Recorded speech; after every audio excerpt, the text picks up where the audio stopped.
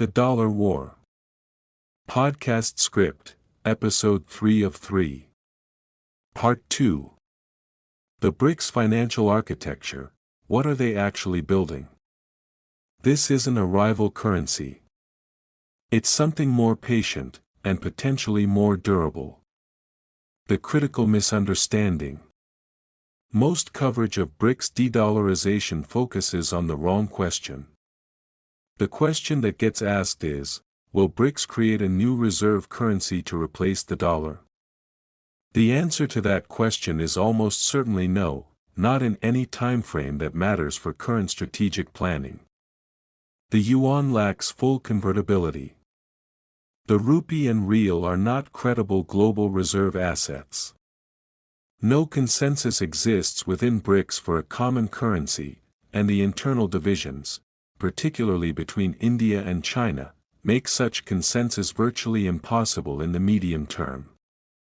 But the right question is different: is BRICS building an alternative financial infrastructure that allows countries to conduct meaningful portions of their trade and finance outside the dollar system?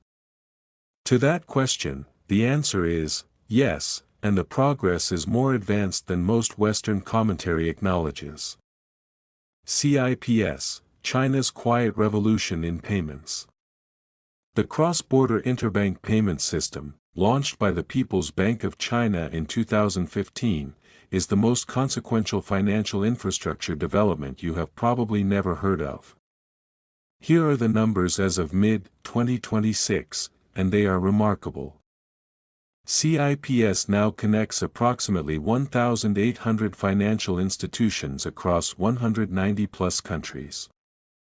In 2024, it processed 8.22 million transactions with a total value of approximately 175 trillion yuan, or roughly $24.5 trillion, representing a 43% increase in value over 2023. In March 2026, daily transaction volume set new records averaging 35,740 transactions per day with peak values of 1.22 trillion yuan, approximately $178 billion, in a single day. For context, that daily peak figure is larger than the entire GDP of many countries. The critical difference between CIPS and SWIFT is structural. SWIFT is a messaging system. It transmits payment instructions between banks, but the actual settlement happens elsewhere, typically through correspondent banking relationships that almost always involve the dollar as an intermediary currency.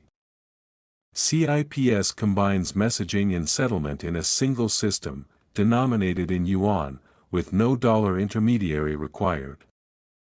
For a Chinese manufacturer selling to a Saudi buyer, a transaction through CIPS is faster, cheaper, potentially 95% cheaper by some estimates, and completely outside the visibility of U.S. sanctions authorities.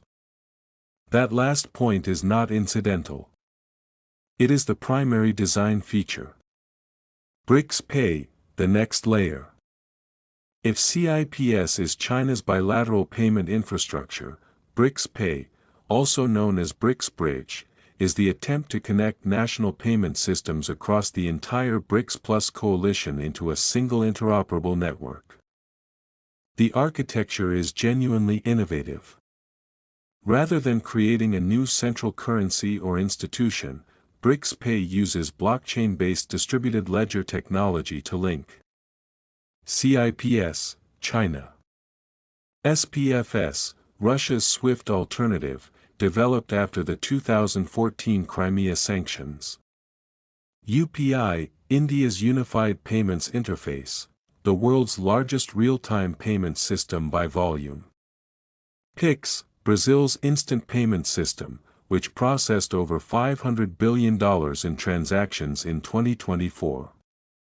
The theoretical result: a merchant in Mumbai can pay a supplier in Shanghai, who pays a freight company in Sao Paulo, who pays a port fee in Dubai, all in local currencies, all settled in real time, all completely outside the dollar SWIFT system. In October 2024, a prototype was demonstrated at the BRICS summit in Kazan, Russia. Pilots are ongoing in 2026 under India's BRICS presidency. The system is not yet fully operational, but the trajectory is clear. The historical precedent, SWIFT itself was once a pilot. Here is an analytical point that deserves emphasis. SWIFT was founded in 1973 by 239 banks across 15 countries as an alternative to the existing telex-based system. It was, initially, a modest interoperability project. 50 years later, it connects 11,500 institutions across 235 countries and processes the messaging for trillions of dollars in daily transactions. Nobody in 1973 described SWIFT as an existential threat to anything. It was just a more efficient way to send payment instructions. The question BRICS Pay poses is whether the 2020s represents a similar foundational moment, when a technical efficiency project becomes, over decades, the infrastructure of a different financial order. The answer depends on whether the political and economic conditions sustain the project. And that is where the story becomes considerably more complicated.